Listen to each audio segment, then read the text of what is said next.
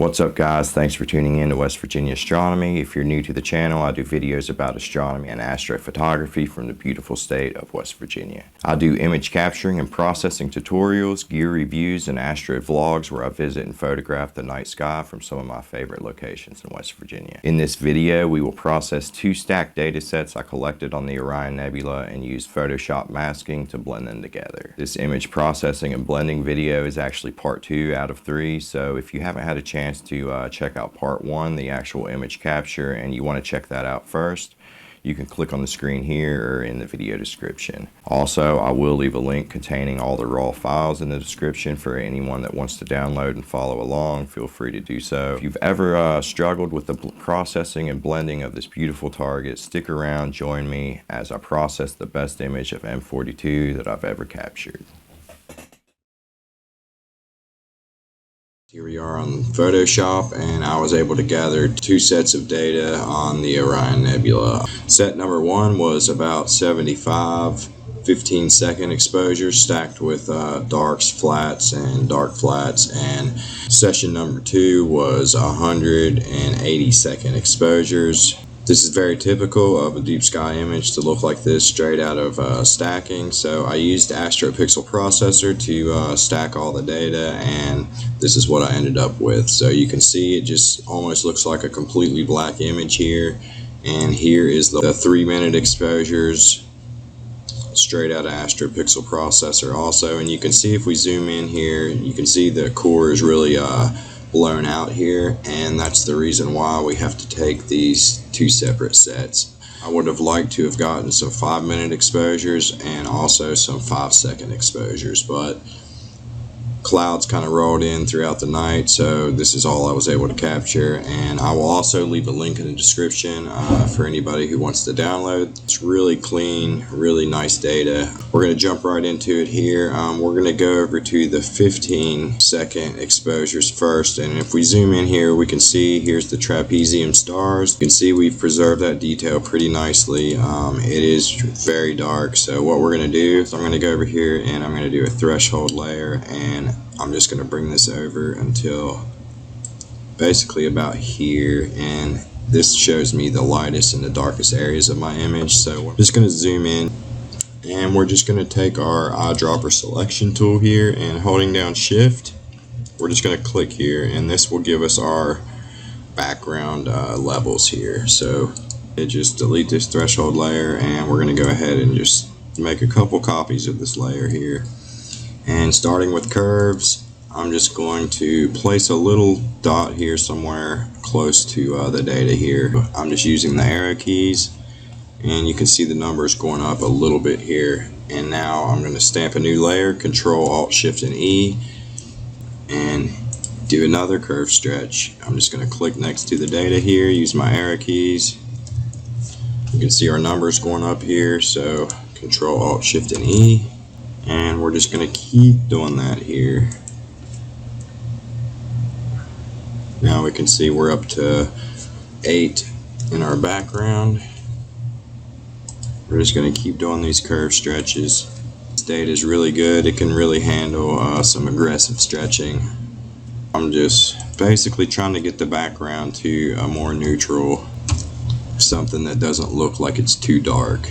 You know, you don't want to go all the way to 0 with your black point, because it will just look like the background is really dark and unnatural looking. So now that we're here in the 20s on our background, what I'm going to do, I'm going to do my first levels adjustment here, and I'm just going to click here and take this slider, and we're just going to slide this over until it says about 20 here. And we're going to go ahead and stamp a new layer, and you can see we still got detail here. We haven't blown anything out. We got our trapezium stars here. Now I'm just gonna continue on, do another curve stretch. We just want to watch that core and make sure we don't blow anything out here. So go ahead and stamp a new layer, and now we're gonna, between each iteration, now we want to do levels and bring that level back down to say 20 each time. We're just going to keep stretching this a little bit more. And we're going to do our levels, bring it back down, go ahead and do another curve stretch here, And you can see we're getting pretty much almost to the limit here. We're going to bring this back down again. Alright, so I'm going to go ahead and stretch this one more time here. We really want to bring that background up, so I'm just going to keep going. And let's do another levels and bring that back down. Alright, so you can see we're starting to blow out a little bit, but that's still not clipping any of the highlights. Alright, so now we've done 10 curve stretches and 6 level adjustments, and the core is basically at its max. What we can do, I'm just going to go ahead and make a copy of this layer, and we're going to go up here to filter, and we're going to go into camera raw filter. You can really just kind of play around with these sliders and kind of see what the data looks like by bringing up the shadows.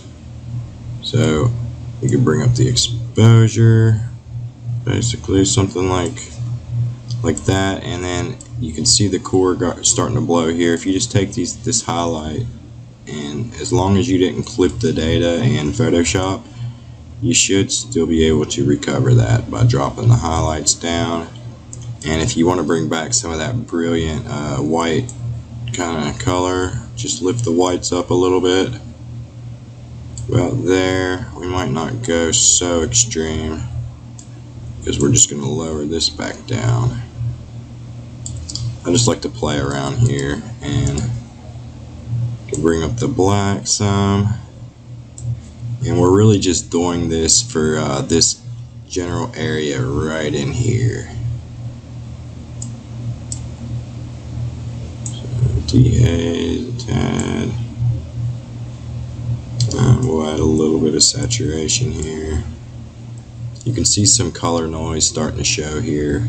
We'll go ahead and go to the detail slider, and we're going to take this color noise slider and we're just going to move it over about 25.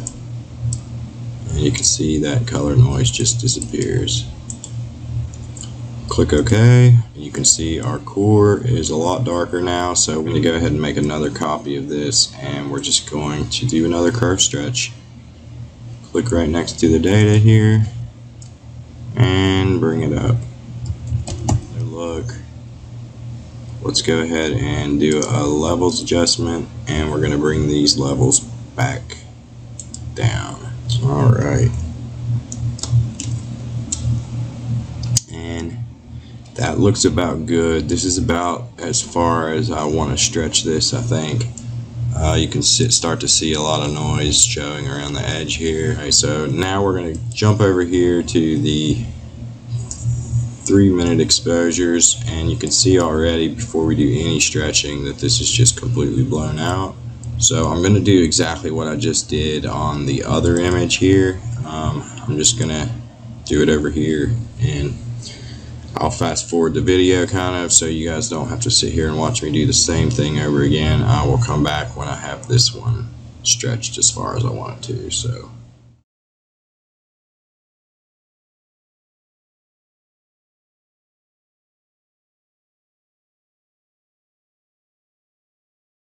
alright, so here we are. I've stretched this pretty good. So this is what you typically see in most Orion images. You can do that, which it doesn't really look that bad in my opinion, but if you can preserve that and really make it look natural, it really makes your image stand out from all the other images that you see. So what I'm going to do here, just go ahead and hide this. This one looks a little greener too. See if I can just bring this green down just a tad. Something like that. We're going to go ahead and just flatten this layer here.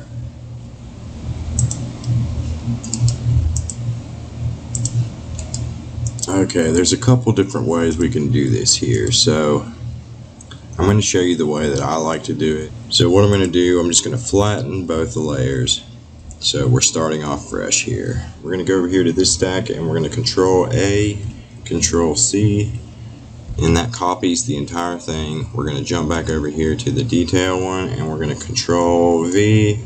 We're going to paste it right on top there.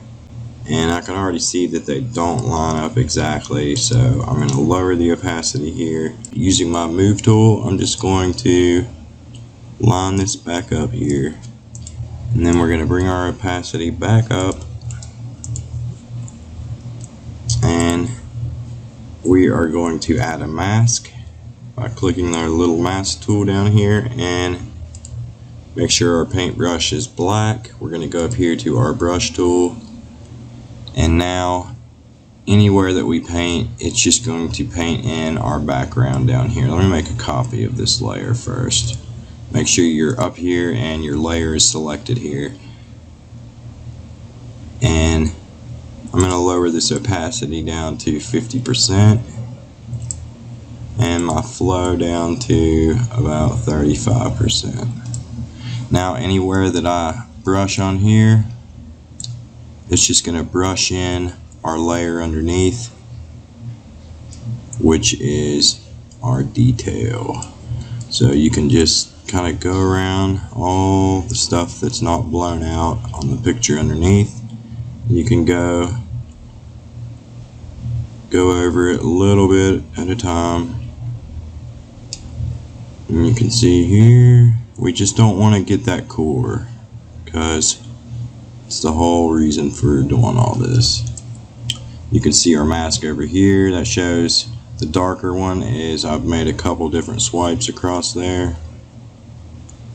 So we're just going to keep going.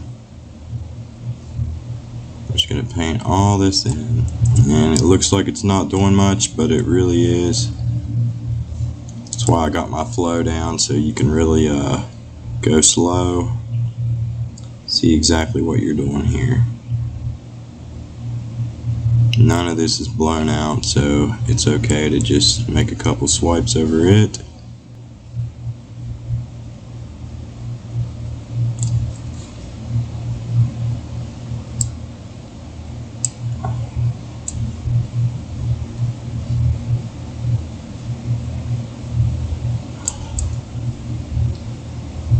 There we go. Doing it this way, you can really just kind of taper and feather it in to where it still looks pretty natural. Let's look at the before and after. So you can see no more blown out core. Let's zoom in here. There you have it. All the detail preserved. You can still see the 4 trapezium stars here.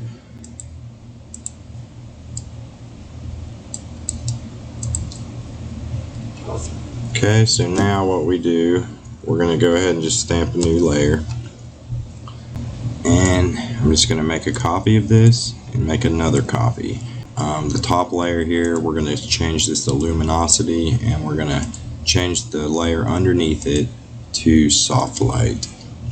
We'll go up here to image adjustments, and we're going to go to vibrance. And we're going to boost this vibrance a little bit and the saturation here. Okay, now we're going to go to image adjustments and hue saturation, and we're just going to bump up this saturation. Okay, and you can really see the color starting to really pop. We're just going to do this one more time. Saturation, we're going to hit it with like 30. Saturation again. And they are kind of oversaturated, but that's okay, because right now what I like to do is go in here to image adjustments, and I do a curved stretch on this under layer here. Just do a little basic S curve here. Makes the colors pop a little more. And now we go to filter, blur, Gaussian blur, and we'll do a 3 pixel radius on that. And that cleans up all that color noise. Okay, so now I'm going to click on the top layer, and we're going to stamp a new layer. I'm going to go in here to my channels panel, and I'm going to choose red, Control A, Control C to copy that. I'm going to highlight all the layers again, go back over here to layers and Control V. That will paste that right on top, and I can go here to switch that to luminosity. And we're just going to lower this opacity, something about like that. And we're going to go ahead and just stamp a new layer. And this might actually be a little too much saturation, so what I'm going to do is go up here. We're just going to bump down the saturation some, probably about 20. Yep. Okay, good. Alright, it's looking good. So now, stamp a new layer, and we're just going to do one more curves adjustment here. Curve stretch. You can see all the faint stuff really coming through good now. Still really clean. You can see there's no real noise or nothing. Super clean. Stamp a new layer, and we're just going to bring these levels back down. Alright, there we go. So there you have it, folks. If that's still too bright for you, you can again go into camera raw and bring down the highlights even more, but that's basically how I do it, guys. Once I get to this stage of processing, I like to do any crops that I want to do. Maybe bring this down just a tad, about there. We'll go ahead and save this into my StarNet folder here, and M42 for video. And we're just going to save, and we're going to open up our StarNet folder, M42 for video. We're just going to drag this down, and we're going to open it with StarNet. And what this software does will actually subtract all the stars out of the image, and you're left with just the nebula without all those busy stars. So it's pretty cool to see. I like to do it on every image just to kind of see what it looks like without all the stars. And we're just going to wait for this to run, and it just spits out this starless copy here. I like to go ahead and rename this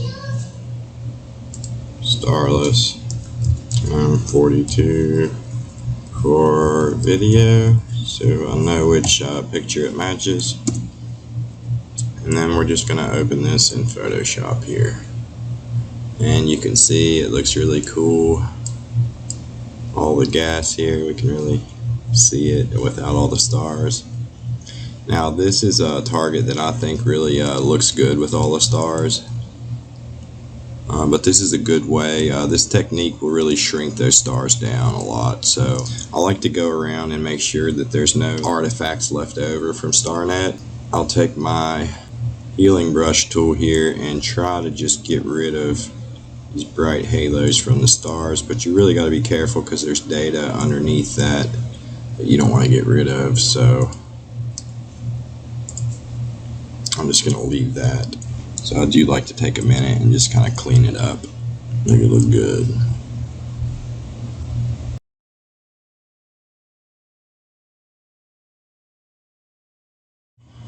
So now what I like to do, we'll go over to this one, and we're going to Control A, Control C to copy everything, and we're going to go over to our starless version. Let's go ahead and make 2 copies of this, and we're going to Control V, and we're just going to paste those right back on top. I'm going to go here and change my blending mode here to pin light. It only lets the very brightest stars kind of shine back through, but they don't look the greatest. So what I'm going to do, shift click, and we're just going to merge these 2 layers. And we're going to Control A, Control C. We're going to jump back to this one. I'm going to go ahead and make 2 copies of this too. And we're going to Control V, and we're going to paste that right on top. I'm going to zoom into the stars here, and we're just going to lower this opacity so those stars look good again, usually about 50%. Let's look at the before and after. Let's go ahead and stamp a new layer here, and we're going to make a copy of that. And I'm just going to bring this into filter, camera raw filter. We'll just go here to detail, and we're just going to bring up the color noise again to about 25. We're going to actually do a little bit of regular noise reduction, about 10, and we're going to bring up the sharpening to about 10. So there we go.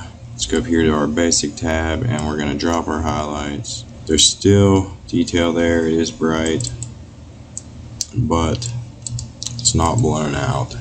Let's go ahead and just do a radial gradient. We're just going to put it kind of right here in the middle. Try to bring that highlight down.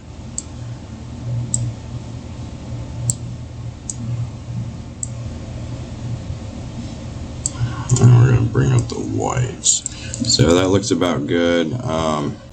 Bring up the shadows a little bit. Bring our blacks up just a tad. You can really see we can really start to bring out these real faint details. And bump the clarity up and just bring the texture down just a tad. Let's do some dehaze. About 13 on dehaze. I'm pretty happy with that. The stars aren't exactly perfect how I like them, but tell you what, you see the before and after. Before and after. Bring up those shadows a bit more. Still looks extra smooth. What we can also do here with the stars, I'm going to go ahead and just stamp a new layer and make a copy. I actually have Astronomy Action toolset here that it is a paid plugin, but it's worth every penny. I use it on pretty much every one of my images.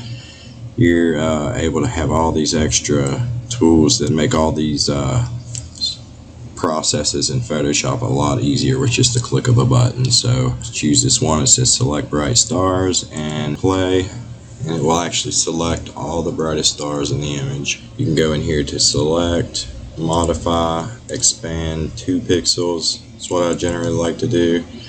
And then select, modify, feather 1 pixel. We just use your filter, other, and we're going to do minimum.